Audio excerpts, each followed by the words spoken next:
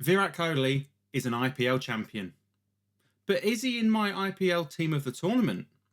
You'll have to wait till the end to find out. Is that the sort of thing you're supposed to say at the start of a YouTube video? It's always a tricky task trying to put together a coherent team out of the best performers in a tournament, but this year there are a couple of non-negotiables, so let's get them in first. To start with, Sai Sudarsan. He was consistency personified this year. 80% of the time he scored more than 30 runs. He made 7 half-centuries, and all of this at his fastest strike rate in the IPL. And of course, he was awarded the Orange Cap, which comes with a delightful little trophy. Most years, there's one bowler that always makes his way into the team of the tournament. And again, this year's no different. Jasprit Bumrah. At this point, what more is there to say about Bumrah? He takes wickets and he goes for no runs. In the death overs, he had an economy of 7.5. He's just a cheat code. When you're batting against Mumbai, there's always a thought in the back of your head. What do we do in Bumrah's overs? When are they going to come? How are we going to survive? Do we even try and score any runs? I think there's another bowler that had a similar aura this year, and it's one of the main reasons that RCB was so successful.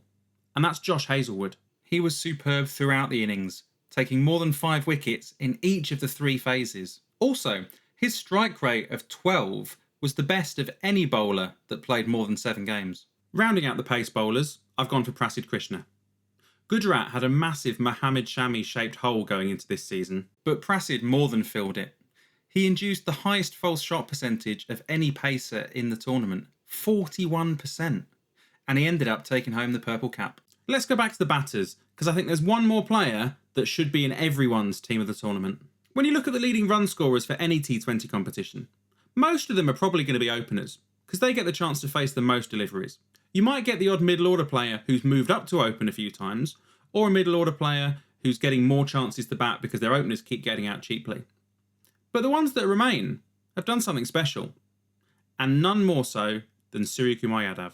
Another batter to give an exhibition in consistency. Sky, unbelievably, scored 25 runs or more in every single one of his 16 innings. Also, he's the first ever non-opener to score 700 runs in an IPL season. Coming in at 4, I've got the Punjab captain, Shreyas Iyer. As a batter, he's always been some form of anchor. Every IPL season, he's scored at a strike rate of between 120 and 150. Until this season, when he's completely reinvented himself. He ended up scoring at a strike rate of 175, which is the 3rd fastest of anyone to score 600 runs in a season. Next, I want a finger spinner.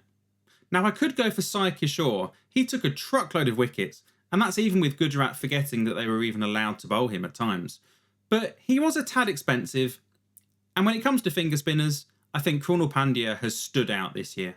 He's always been a great defensive bowler, but this year he added wickets, and a load of them too. He became a key part of this RCB bowling attack, including being player of the match in the final.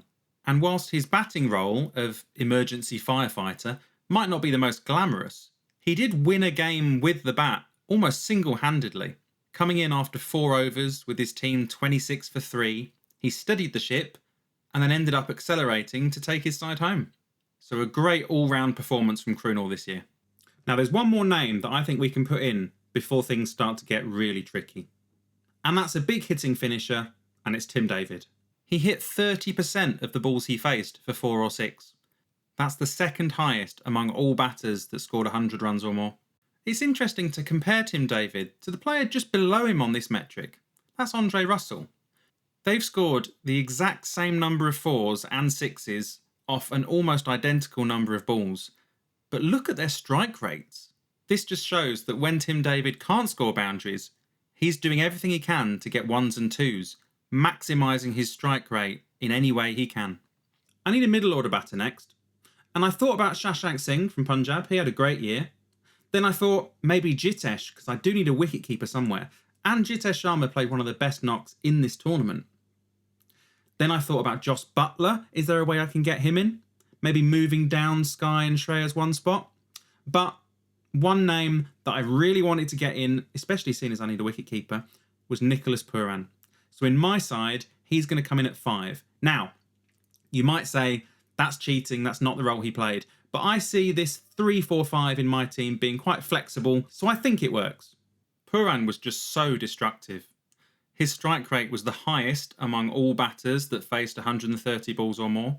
He hit the most sixes in the tournament, and he hit 32% of all deliveries he faced for 4 or 6, which was the highest in the whole IPL. Now for my number 6. This one's tricky, because not many players have stood out in this position. I thought for a long time about Hardik Pandya. He looked good with the ball, and he seems to have rekindled that exciting, aggressive batting style that he kind of forgot when he turned himself into an anchor at Gujarat. But ultimately, I've decided to go in a different route. Tim David had a balls per dismissal of 33.7. That's better than some of the top order batters in this side. So I think he can move up to 6, which leaves a slot open at 7 for Naman Dia. He's had a brilliant year, playing a very difficult role. Across the whole tournament, only Pooran and Abhishek have scored more runs at a higher strike rate. And as my team only has 5 bowlers, the occasional over of off-spin from Naman might come in handy. He's only bowled 4 overs in this tournament, but he does have the best economy of any bowler in this year's IPL. I want a wrist spinner. Now, Noor Ahmed is the obvious choice, but I've only got 1 overseas spot left. So before I lock this in, let's just have a look at the vacancy at the top of the order. Shubman Gill and Virat Kohli both had incredible seasons, and it's so hard to choose between them. But because this is an opening partnership, let's add Sai Sudarshan into the mix to see who might complement him best. When you compare Sudarshan's stats, it really shows what a phenomenal season he had. The higher average of Virat combined with the higher strike rate of Shubman with an extra 100 runs than either of them. Wow. But I want a different player to complement Sudarshan. I want more of a basher.